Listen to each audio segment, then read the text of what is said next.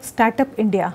Startup India is a flagship initiative project by the Government of India, which was introduced in January 2016.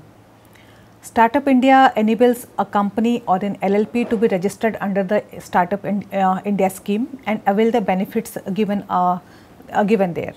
It promotes the startup, the innovation in the country, and this is the process. This has been done to support the fresh mind, or you can say fresh business in the country.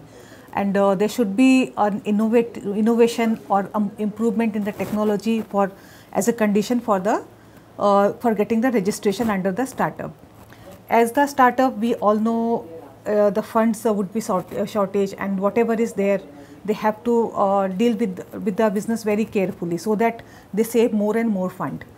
The tax, as we know, the income tax on the corporate income is 30%. One of the ways to reduce this, once you get the startup registration, the tax would be saved. There is exemption for tax, for payment of the taxes. However, there is one distinction, one misconception which is there. Startup India registration itself does not give you the tax exemption. For that, you have to be registered as startup tax exemption. So there are basically 3 stages or 4 stages for startup registration. First of all, you have to go for MSME registration.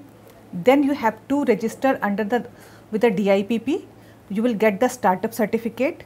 Then if you are a company, you can go for exemption under capital gain, which is under section 56 to 7B of the Income Tax Act. And after that, you can go for the tax exemption under section 81AC. Once you get exemption under 81C, it's you get a tax holiday for 3 years out of the total 10 years of the tenure of the company from the date of incorporation. For getting the tax exemptions, the criteria are: the company should be registered on or after 1st of April 2016, and the turnover of the company should be less than 25 CR, and if these conditions are met, they can go for startup registration for tax exemption. Now coming to the startup registration can be granted to any company or LLP. A partnership firm can also get the startup registration, but they are not eligible to get the tax exemption under 81AC. So if yours is a private limited company or an LLP, you can go for startup registration. Now, what benefit you get when you go for when you get the startup registration? Number one, there are certain exemptions. One of which is you can get the labor law certification. For the compliance under labor law, you can do your sales certification, and there would not be any exemption or any inspection by the Labour Commission. You can get the environmental certification yourself.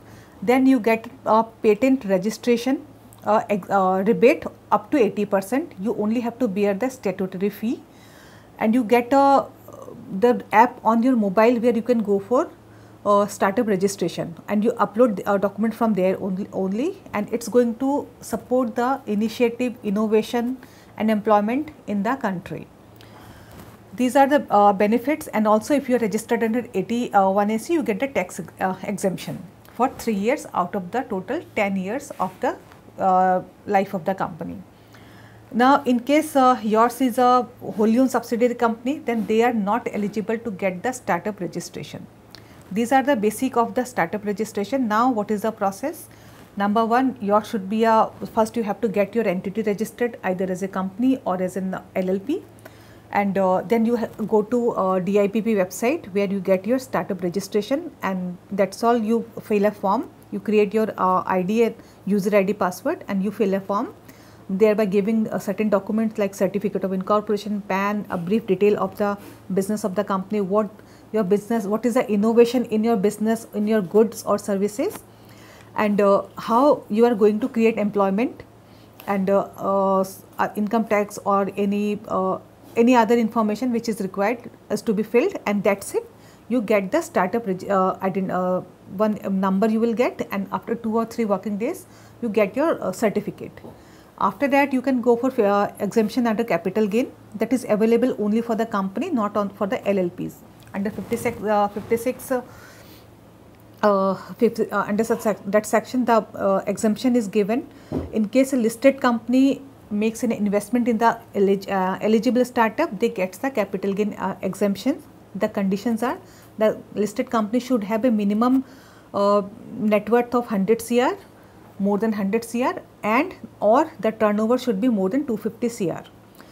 This is the second stage. Third stage, your tax exemption registration. For that, you have to give a pitch deck having more than about 5 slides, which will give all the details of your business, the employment, anything else, and one video link where showcasing your product and services, the management, the detail of the directors, and who are behind the startup. So these are the startup. There is a difference for the startup registration and income tax startup registration. For startup is given by DIPP, and your ATIAC registration is given by the Inter-Ministerial Board of Certification. This is the main difference.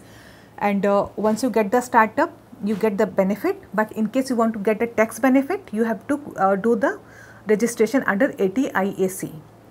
These are all about the startup registration. There are certain funds created for this, which you can go and avail. That is, initial fund was around 2,500 CR, which was established by the Government of India, and you can avail benefit. So just look at this resume. I think I have been helpful for you.